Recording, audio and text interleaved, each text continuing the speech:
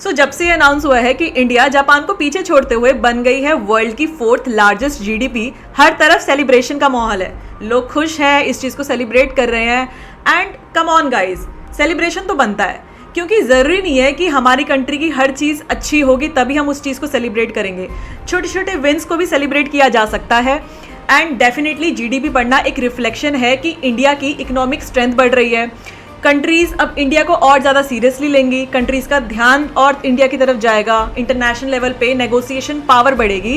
And this is what we want, specially after Pahalgam terror attack, कि maximum countries India के support में खड़ी हों। The only point is celebration is a different thing and delusion में रहना एक अलग बात है। डिल्यूजन में नहीं रहना चाहिए, क्योंकि जब हम एक नंबर देख के खुश हो जाते हैं और असली कहानी नहीं समझना चाहते तो फिर ये 3 चीज़ें होती हैं: fake pride, inflated ego and real problems की तरफ इग्नोरेंस। तो आज ना थोड़ा सा शॉकिंग डेटा देखते हैं ताकि एक्चुअल रियलिटी समझ में आए। And all the data is from verified trusted sources, either from IMF, World Bank और government sources. I will add the links in the description so that you can go and check. जो भी मैं बोलूंगी इन्हीं data के basis पे बोलूंगी, कुछ भी अपने मन से नहीं बोलूंगी, नो मन की बात। Make sure you save this video and share this with your friends and family, क्योंकि रियलिटी सबको पता होना बहुत जरूरी है। सो जीडीपी हमें ये बताता है कि पूरे देश ने कितना प्रोडक्शन किया, देश ने कितना कमाया, आपने कितना कमाया ये नहीं बताता।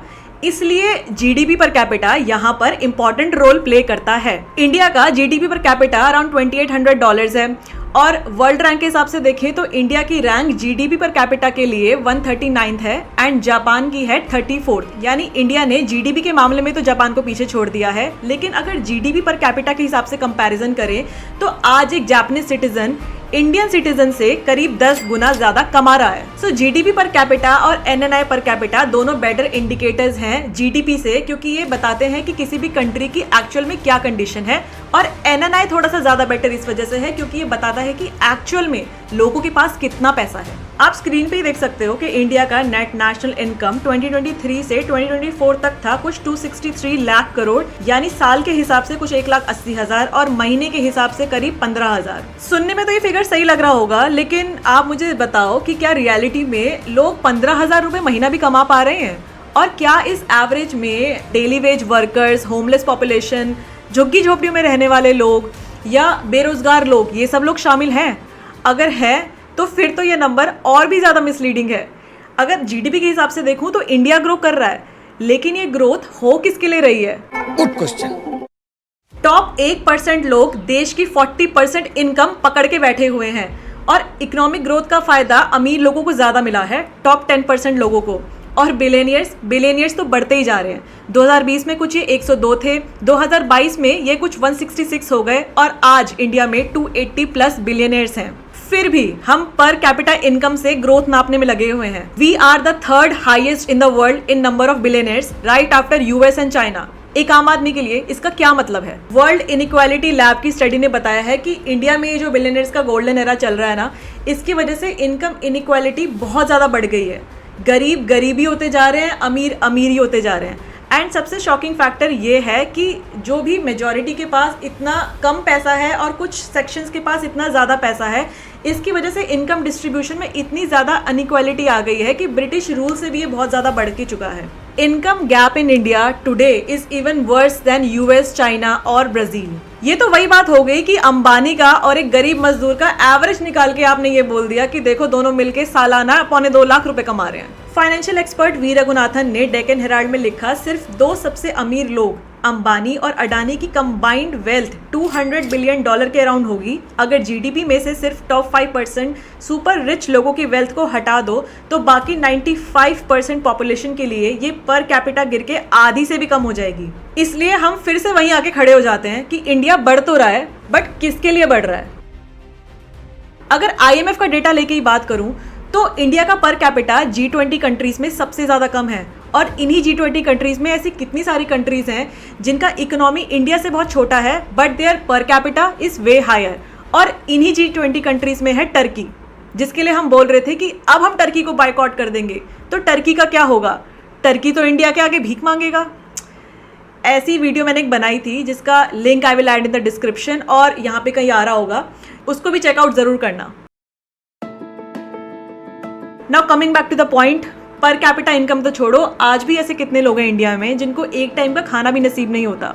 अगर आप ग्लोबल हंगर इंडेक्स देखोगे तो इंडिया का rank is 105 out of 125 countries.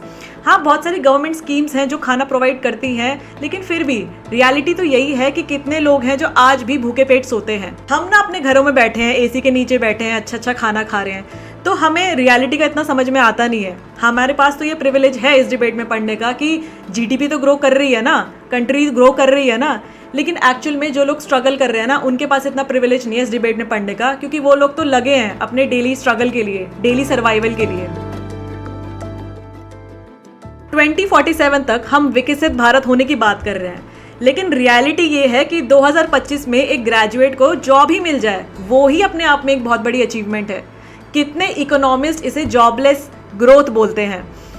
हम कितने सारे मीम्स देखते हैं कि MBA होके बंदा रेडी लगा रहा है, चाय बेच रहा है, ऐसे ऑड काम्स कर रहा है, जिसे देख के हमें बहुत हंसी आती है, हम इसे लाइक करते हैं, अपने दोस्तों को शेयर करते हैं और आगे बढ़ जाते हैं। लेकिन अगर आप एक्चुअल में देखोगे तो ये रियलिटी है किसी की। इंडियन एम्प्लॉयमेंट रिपोर्ट 2024 के अकॉर्डिंग 90% वर्कर्स आज इनफॉर्मल सेक्टर में जॉब कर रहे हैं। इनफॉर्मल सेक्टर मतलब जहां काम सिक्योर नहीं है, फिक्स्ड जॉब नहीं है, कॉन्ट्रैक्ट पे डेली वेजेस पे काम होता है, लीगल और सोशल सिक्योरिटी नहीं है, जैसे PF, मेडिकल बेनिफिट्स, पेंशन या पेड लीव्स बहुत ही कम या ना के बराबर मिलती हैं। बड़ा हिस्सा इनफॉर्मल सेक्टर में काम करता है जहां जॉब सिक्योरिटी नहीं है, और अगर उनकी तबीयत भी खराब हो गई या काम बंद हो जाए तो उनके पास कोई सेफ्टी नेट नहीं है। रूरल एरियाज में इन्फ्लेशन ने गरीब और मिडिल क्लास लोगों की इनकम को या तो कम कर दिया है या सेविंग्स को खा गया है।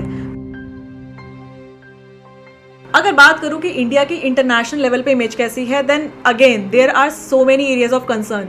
और एक हाल फिलहाल तो हमने अभी ऑपरेशन सिंदूर के टाइम पे ही देखा था, इतनी ज़्यादा फेक न्यूज़, इतनी ज़्यादा एग्जैजरेशन, मिस इंटरप्रिटेशन, ऐसे लग रहा था कि चाय की टपरी पे बैठ के बातचीत कर रहे हैं, जिसने ऑब्वियसली बहुत ज़्यादा कंसर्न रेज किए on media responsibility and digital governance. Recently India का पासपोर्ट स्ट्रेंथ रैंक भी ड्रॉप हुआ है।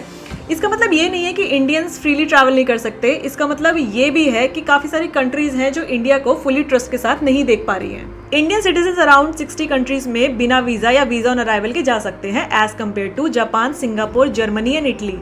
इंडियन पासपोर्ट होल्डर्स को वर्ल्ड में फ्रीली ट्रैवल करने की आज़ादी नहीं है, वीज़ा चाहिए होता है और वो भी मिलना ईजी नहीं होता।